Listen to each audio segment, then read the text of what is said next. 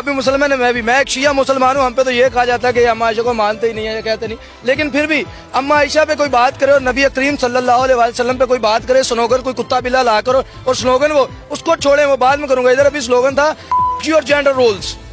मैं फेसबुक देखता हूँ, यूट्यूब देखता हूँ, तो हर तरफ इनके चर्चे हैं। 8 मार्च होता है तो इनका एक इंटरव्यू रिकॉर्ड होता है और वायरल हो जाता है एक ही दिन में, और 7 दिन लगातार वो ट्रेंडिंग में रहता है। तो इनसे जानने की कोशिश करते हैं, लोग इनको इतना सराह रहे हैं, इनको इतना अप्रिशिएट कर रहे हैं, आखिर क्या कहा इन्होंने जो ये रातों रात इतने वायरल हो गए। इनसे गुफ्तगू करते हैं। अस्सलाम वालेकुम सर। वालेकुम अस्सलाम। शारिक भाई, पहले तो बहुत शुक्रिया, आपने कीमती वक्त दिया हमें। जी कोई मसला नहीं भाई हैं आप। शारिक भाई, ये बताइएगा कि आपने इतना दबंग इंटरव्यू दिया वहाँ पर और लोगों ने बड़ा अप्रिशिएट किया, लोग आपको मिल रहे हैं कि आपने ऐसे अल्फाज कहे वहाँ पर, हदीस का इस्तेमाल किया, तो कैसे आपने ये सोचा, उनको ऐसा जवाब दिया कि जी सबसे पहले तो मैं वही एक बात कहूँगा कि ये सब तुम्हारा करम है, आका के बात अब तक बनी हुई है। अपना कोई कमाल नहीं है, अपना कोई मतलब आप समझें फजीलत बरतरी नहीं है, जो कुछ भी है मेरे अल्लाह का फ़ज़ल है। और जुनैद जमशेद साहब की एक बात मैं अक्सर कोट करता हूँ, दोस्तों को बताता हूँ कि एक मरतबा एक प्रोग्राम में जुनैद जमशेद साहब कहने लगे कि अगर अहले इल्म जो उलमाए इकराम है, अगर वो अपना किरदार अदा नहीं करेंगे तो परेशानी वाली बात नहीं है, रब नाचने गाने वालों से भी काम ले लेता है। एक दुनियादार इंसान हूँ, एक आम सा लड़का हूँ जो दुनियादार लड़के होते हैं, जैसे बाइक राइडिंग भी करते हैं, गेम्स भी खेलते हैं, म्यूज़िक भी सुनते हैं और हर जगह पे आना जाना भी है। लेकिन वो मैं समझता हूँ कि मेरे अल्लाह का कोई फ़ज़ल था उस वक्त के मेरे अल्लाह ने मुझे चुन लिया और वो बातें मैंने कर दी जो हर मुसलमान के दिल के अंदर की आवाज़ थी। मुझे बाद में पता चला कि वो मैंने तो इतनी बड़ी कौम की, इतनी बड़ी उम्मत की तर्जमानी कर दी है। मुझे तो खुद इस पर अल्लाह ताला के शुक्राने जितने अदा करूँ उतने कम है। अच्छा, अल्फाज का इतना अच्छा चुनाव, अल्फाज की अदायगी, तलफ़ुज़ किस तरह, आखिर आप क्या पढ़ते हैं, कौन सी किताबें पढ़ते हैं, नाज़रीन को बताएं कि कौन सा आपका मुताला है जो आपके काम आता है। देखिए जी, हम एक जुमला सुनते हैं कि जब भी कोई बात करें, बात करने से पहले सोचें। लेकिन बात करने से पहले सोचें, लेकिन सोचने से पहले क्या करना है ये कोई नहीं बताता। सोचने से पहले आपने ना मुतालिया करना है, आपने किताब पढ़नी है। तो मैं जब छोटा सा होता था तो मेरी जो टीचर थी, मेरी बड़ी बहन हुमैरा ही मेरी टीचर थी, तो उन्होंने मेरे लिए ना घर में एक रिसाला जो था ना मंथली एक लगवाया हुआ था, जैसे तालीम व तरबियत और नौ निहाल 2 रिसाले होते थे। तो वो दोनों रिसाले में पढ़ता था। उसके बाद फ़िरोज़ुल लुग़ात और ऑक्सफ़ोर्ड डिक्शनरी मेरे घर में होती थी। मुझे जो मतलब नहीं मिलता था मैं अपनी बहन से बाद में पूछता था, डिक्शनरी से पहले रिलेट करता था। तो वो इस तरह से एक बैकग्राउंड बन गया कि मतलब घर में एक ऐसा माहौल मेरी बहन ने मुझे दे दिया कि जो मेरी उर्दू जो है उसने बड़ी बेहतरीन कर दी। और जिस स्कूल में पढ़ता था वहाँ पे उस्ताज़ा इतने अच्छे थे, वहाँ पे कॉन्फिडेंस बिल्डिंग मेरी स्कूल में हुई। मेरे स्कूल में बड़े बड़े लोग आते थे, MNA MPs आते थे और सेलिब्रिटीज़ जो होती हैं वो आती थी, तो उनके साथ हमारी बात होती थी, हम उनसे सवालात पूछते थे। तो वो एक मतलब जो है ना अपने अंदर एक कॉन्फिडेंस था, वो शायद स्कूल ने और मेरी बहन ने और सब उस्ताज़ा ने मिलकर जो है ना मुझे एक बना दिया था। और कुछ मेरी किताबें जो मैं पढ़ता था बचपन से, गैर निसाबी किताब शुरू से ही मेरी ज़िंदगी का हिस्सा है। अल्हम्दुलिल्लाह मेरे पास काफ़ी किताबें मौजूद हैं, मैं पढ़ता भी हूँ। और बस इसी तरह से बस जो ज़हन में आता है, फिर जब आप पढ़ते रहते हैं तो सोचते हैं ना जो बात करने से पहले, तो पीछे जो किताबें होती हैं वो आपको पूरा बैकअप देती हैं। तो मैं समझता हूँ कि किताब से अच्छा दोस्त कोई नहीं है, और बल्कि किताब सिर्फ एक दोस्त नहीं है, ये कई दोस्त बना भी देती है आपके। जी। वो रिनाउंड पर्सन के साथ आपका उठना बैठना है, तो वो शख्सियात जिनके आम बंदा अप्रोच नहीं कर सकता, कैसे मिल लेते हैं आप ऐसी शख्सियात से? भाईजान वही बात मैंने जैसे पहले की कि अल्लाह का फ़ज़ल है, मेरा कमाल नहीं है। तो ये मेरे अल्लाह का फ़ज़ल है। कुछ मतलब मीडिया पर्सनैलिटीज़ के साथ मिलना जुलना होता है, कुछ सर्कल इस तरह का अदबी है कि अदबी माहौल में शोरा इकराम जो हैं और जो उलमाए इकराम में बड़े बड़े नाम हैं जिनसे मुलाकात हुई। हत्ता कि मेरी खान साहब, इमरान खान साहब, वज़ीर आज़म साहब से मुलाकात रही है, इकरारुल हसन साहब, उनकी तो मैं टीम का हिस्सा हूँ, एज अ प्रेसिडेंट टीम सरेआम मॉडल टाउन को रिप्रेजेंट करता हूँ। और इसके अलावा कासिम अली शाह साहब का इंटरव्यू भी किया एक दोस्त के कहने पे। तो इस तरह की काफ़ी चीज़ें कि माहौल एक इस तरह का है कि हम कुएं के मेंढक नहीं बने बचपन से। हमने वो नहीं किया कि घर में बैठे और घर से स्कूल गए, स्कूल से मतलब अगर कॉलेज लाइफ तो कॉलेज से घर वो नहीं किया। हम ना बाहर आवारागर्दी करते रहे, आवारागर्दी करते करते लाहौर की आवारागर्दी शुरू कर दी। जब लाहौर आवारगी शुरू की तो अंदरून शहर में ऐसी ऐसी जगह मिली, उनके बारे में लिखना भी शुरू कर दिया। तो जब हम लिखने लगे ना तो वो मुर्शिद रूमी कहते हैं कि तुम जिस चीज़ के पीछे भाग रहे होते ना, दरअसल वो तुम्हारे पीछे भाग रही होती है। तो जब मैंने लिखना शुरू किया तो मुझे पता चला कि यार तारड़ साहब है ना, मुस्तनसर हुसैन तारड़, वो बड़ा अच्छा लिखते हैं इनके बारे में, तो उनसे मुलाकात हो गई। तो मैं यही समझता हूँ कि ये लॉ ऑफ अट्रैक्शन है कि जिस चीज़ को हम चाहते हैं ना वो मेरा अल्लाह हमारे लिए मुहैया कर देता है, अल्लाह के फजल के साथ। अच्छा, मुझे आप ये बताएं कि आपने इकरारुल हसन साहब का नाम लिया, किसी पे तारुफ की मोहताज नहीं है वो, क्योंकि वो शख्सियत हैं जिनको सेलिब्रिटी का स्टेटस भी हासिल है। तो आप उनकी टीम का भी हिस्सा हैं, तो किस तरह आपको प्रेसिडेंट का ओहदा मिला और किस तरह आप उनकी टीम का हिस्सा बने? भाई मेरे एक दोस्त हैं, बड़े काबिल दोस्त हैं, बड़े अच्छे दोस्त हैं और मेरे बचपन से हम साथ हैं। राव तैमूर साहब, वो उनके कुछ रिलेशनशिप्स थे यहाँ पे, जो तब हमारी टीम होती थी सरेआम की, तब प्रेसिडेंट होती थी लाहौर की मैम विक्टोरिया आई थिंक, और मॉडल टाउन तो होता नहीं था, एक टाउन गुलबर्ग होता था, गुलबर्ग टाउन को सामा कारदा सब प्रेसिडेंट होते थे।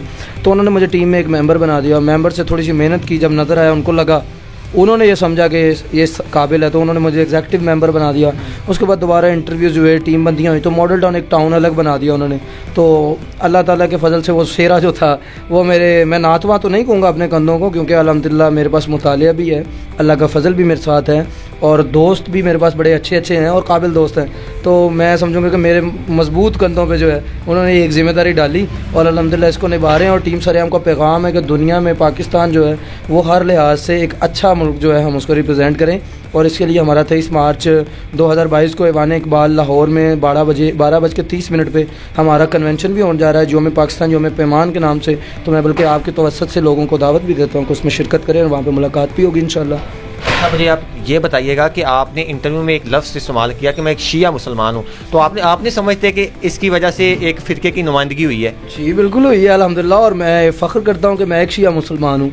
और मुसलमान का लफ्ज़ इस्तेमाल करना चाहिए था या शिया का, अगर खाली शिया इस्तेमाल करता तो शायद कुछ लोग जो थे हमारे मुल्क में ना, वो बड़ा ना अजीब सी सूरत हाल है, साइको लोगों की बड़ी है, बचपन से बता देते हैं कि देखों में खून डालते हैं, ये ऐसे करते हैं वो करते हैं। ऐसी कोई बात नहीं है। शिया एक अल्हम्दुलिल्लाह एक पढ़ा लिखा, एक बावकार और एक अच्छा मसलक है, और इसके जो फ़िक़्ह है वो इमाम जाफ़र सादिक़ अलैहिस्सलाम की फ़ॉलो करते हैं। और इमाम जाफ़र सादिक़ अलैहिस्सलाम ऐसी शख्सियत हैं, ऐसी पर्सनैलिटी हैं, ऐसी हस्ती हैं कि जिनकी ज़ात पर कोई डाउट, कोई उंगली नहीं उठा सकता, क्योंकि अल्लाह के नबी की आल औलाद में से हैं और मौला अली अलैहिस्सलाम और इमाम हुसैन अलैहिस्सलाम की आल औलाद में से, तो उनकी फ़िक़्ह को फॉलो करता हूँ। शिया मुसलमान कहने का मकसद ये था कि हमारे बारे में, शियत के बारे में लोगों के कॉन्सेप्ट जो है ना एक बने हुए बड़े गलत बने हुए हैं, तो लोगों को पता चले कि शिया भी मुसलमान होते हैं और मुसलमानों में शिया भी होते हैं, सुन्नी भी होते हैं, वहाबी भी होते हैं, देवबंद भी होते हैं, अहले सुन्नत भी होते हैं, लेकिन ये सब मुसलमान होते हैं। अच्छा। इकबाल साहब का एक शेर है ना, मनफ़अत एक है इस कौम की, नुकसान भी एक ही सबका नबी, दीन भी ईमान भी एक, हरम पाक भी, अल्लाह भी, कुरान भी एक। कुछ बड़ी बात ही होते जो मुसलमान भी एक, फ़िरका बंदी है कहीं और कहीं जाते हैं, क्या ज़माने में पनपने को यही बातें हैं। यूँ तो सैयद भी हो, मिर्ज़ा भी हो, अफ़गान भी हो, तुम सभी कुछ तो बताओ क्या मुसलमान भी हो। तो सवालिया निशान इकबाल ने हम पे खड़ा किया है कि शिया सुन्नी वाबी देवबंदी तो आज आप फ़ख्र से बनते हैं, क्या मुसलमान भी हैं। तो वो सिर्फ मैं चाह रहा था कि मेरी मिल्लत के बारे में, मेरी कौम के बारे में लोगों को जो गलत इम्पैक्ट है ना कि शिया खुदा ना ख्वास्ता रसूल अल्लाह को नहीं मानते, या असहाबा इकराम रिज़वानुल्लाह अलैहिम अजमाइन को नहीं मानते, या अज़वाज मुतहरात को नहीं मानते, तो उनका जो बुत था ज़हन का, वो एक बुत बने हुए हैं जो बचपन से बना दिया जाता है, उन बुत को तोड़ना है। और हमारे मुल्क की ये समझ लें कि बदकिस्मती है कि लोगों को अल्लाह का नाम बाद में और शिया काफिर सुन्नी काफिर पहले सिखाया जाता है। तो ना सुन्नी काफिर है, ना शिया काफिर है, ना देवबंद काफिर है, ना कोई मुशरिक है, ना कोई मुर्तद है, ना कोई बिदअत है। हम मुसलमान हैं। हमारे अलहदा रसूमात हल्की फुल्की हो सकती हैं, लेकिन इन द एंड हम जहाँ बेसिक रिलेट करते हैं अल्लाह, रसूल अल्लाह, अहले बैत, सहाबा इकराम रिज़वानुल्लाह अलैहिम अजमईन, हमारी ये जो पर्सनैलिटीज़ ऑफ इस्लाम है वो सब की एक है, हम सब उनको मानते हैं और उन्हीं के बाइस इस्लाम का चर्चा है। किसी के बगैर भी हमारा गुजारा बिल्कुल नहीं है। आपसी इख्तलाफात जो हैं वो ऊपर वाले लेवल के जो कुछ लोग हैं उन्होंने बनाए हुए हैं, अवाम सब ऐसे हैं। आप पहले सुन्नत ही हैं, मैं शिया हूँ, आप मेरे पास आए हैं, बड़ी मोहब्बत किया, मेरे से जो हो सका मैंने वो मोहब्बत की है, पानी पेश कर सकता था पानी पेश कर सका। तो ये चीज़ें हमें बुत तोड़ने हैं और ये नई जनरेशन के लिए बड़ा ज़रूरी है कि ये बुत तोड़ें। ये बुत अगर नहीं तोड़ेंगे तो अगले 100 साल भी जो है आप इन्हीं मसाइल में उलझे रहेंगे और जो गैर मुल्की एजेंडे हैं, जो कुफ़ार का एजेंडा है, वो मजबूत होता रहेगा। वो चाहता ही है कि मुसलमान उम्मत एक ना हो, लेकिन मैं चाहता हूँ कि उम्मत एक हो, मुसलमान एक हो, एक हों मुसलमान। हरम की पासबानी के लिए नील के साहिल से लेके ताब खा के काश कर, हमारा तो यही पैगाम है। अच्छा, मुझे आप ये बताएं कि आपने शारीक वहाँ पे जो है अपने फ़िक़े की तो नुमाइंदगी की, साथ आपने ये भी कहा कि पीड़ा हो तो फकरियाँ हो, ये क्या था? ये समझ नहीं आया मुझे। ये खादम हुसैन रिजवी साहब का जुमला है, वहाँ आपने क्यों कोट किया? मैं रिजवी साहब वैसे तो अहले सुन्नत के बहुत बड़ा नाम है और उलमा इकराम में उनकी बड़ी इज़्ज़त जय्यदुलमा में से माने जाते हैं और अल्हम्दुलिल्लाह उनका नज़रिया भी मनसबा नबी उन फ़क्तुल, अपने घर से तो है नहीं, हदीस है। तो उन्होंने एक नज़रिए पे काम किया, लेकिन मैं उनका फ़ैन इस्लाम से हटकर जो है ना, एक मज़हब या फ़िक़ा से हटकर, मैं उनका फ़ैन इसलिए हूँ कि वो इकबाल साहब की किताबों के हाफिज़ हैं। इकबाल की किताबों के हाफिज़ आज पाकिस्तान में कितने मिलते हैं, दुनिया में कितने मिलते हैं? इकबाल की अगर 4 किताबें शायद उर्दू में हैं तो 7 किताबें अरबी में, फ़ारसी में। तो इकबाल फ़ारसी के एक शायर है और फ़ारसी को भी उन्होंने हिफ्ज़ किया और उनको हर जगह पे इकबाल को कोट किया और इकबाल की बातों को लोगों तक पहुँचाया। तो रिजवी साहब का ये बड़ा एहसान है इस उम्मत पे, वो इकबाल सुना गए हैं तुम लोगों को। फिर पे आप नौजवानों को क्या पैगाम देना चाहेंगे? मैं यही कहूँगा कि आप, मेरे पास जो बाइक है आपने देखी है अभी, लेकिन किताब मेरे पास 1000 वाली भी है, 2000 वाली भी है, ठीक है, और 3000 वाली भी है अल्हम्दुलिल्लाह। और मैं अभी जो एक सेट देख के आया हूँ कुतुब हदीस का, वो कुतुब हदीस का जो सेट था वो 10-1000 का था। तो मेरी यही कोशिश है कि अगली सैलरी भी मैं वो लूँ, तो मैं एक अच्छी बाइक ले सकता हूँ अल्हम्दुलिल्लाह। मैं साउंड हूँ, ये नहीं है कि मैं कोई माड़ा हूँ, मैं अच्छी बाइक भी ले सकता हूँ, लेकिन मेरा पहला फोकस है अच्छी किताब।